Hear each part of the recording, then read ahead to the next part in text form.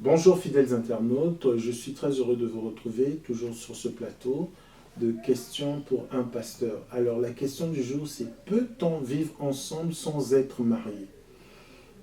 Bien aimé, effectivement il s'agit ici de signaler que avec l'évolution de la société, force est de constater que plusieurs personnes se mettent ensemble, donc vivent ensemble, sans pourtant être mariés. Mais que nous recommandent les Écritures?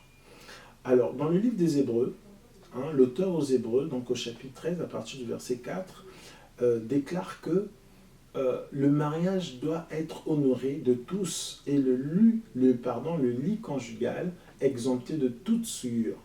Il est très important, mes bien-aimés, de respecter les Écritures, surtout lorsque nous sommes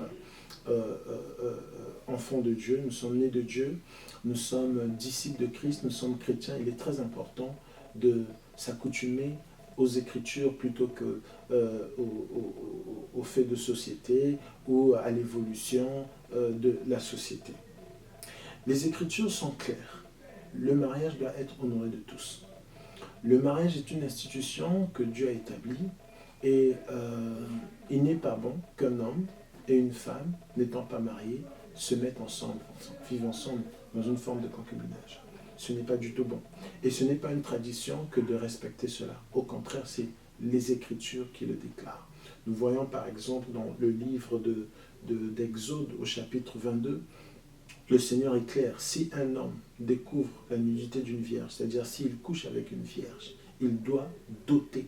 Et si dans la loi déjà, il n'était pas bon qu'un homme prenne une femme sans la doter, à combien plus forte raison dans la grâce où le Seigneur vient révéler l'importance du mariage. Nous le voyons avec les écrits, les épîtres de l'apôtre Paul. Donc encore une fois, bien-aimés dans le Seigneur, il n'est pas bon de se mettre ensemble sans pourtant être mariés. Donc nous avons la référence dont j'ai indiqué tout à l'heure dans Hébreux 13, verset 4, nous pourrons faire la lecture, et Exode 22 dans la loi, Exode 22 à partir du verset 16. Nous pourrons faire la lecture rapidement pour que vous puissiez voir par vous-même ce que recommandent les Écritures. Donc nous sommes dans Exode chapitre 22.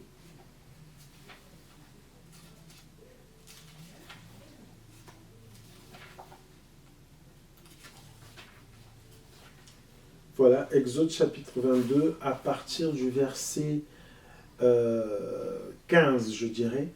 Si un homme séduit une jeune fille vierge qui n'est pas fiancée, et couche avec elle, donc qui n'est pas sa fiancée, et couche avec elle, il payera sa dot et la prendra pour femme. Voyez-vous? Donc si un homme couche avec une vierge qui n'est pas encore sa...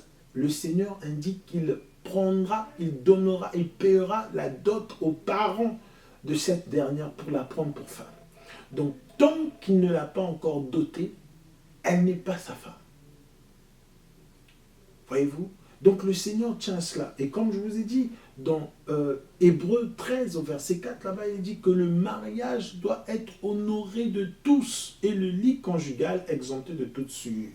Bien-aimés frères dans le Seigneur, le concubinage est reprouvé par les Écritures, proscrit par les Écritures, je dirais. Donc il n'est pas bon de demeurer dans le concubinage. Je vous exhorte, si vous êtes dans cette situation, de régulariser. Et si vous envisagez vous marier, je vous exhorte de vous abstenir le temps que vous puissiez vraiment officialiser en honorant justement le mariage qui est une institution divine. Voilà en quelques mots comment je pouvais répondre à cette question. J'espère que cela vous a éclairé, vous a édifié, vous a aidé. Que Dieu vous bénisse, à nous revoir au prochain numéro. Au revoir.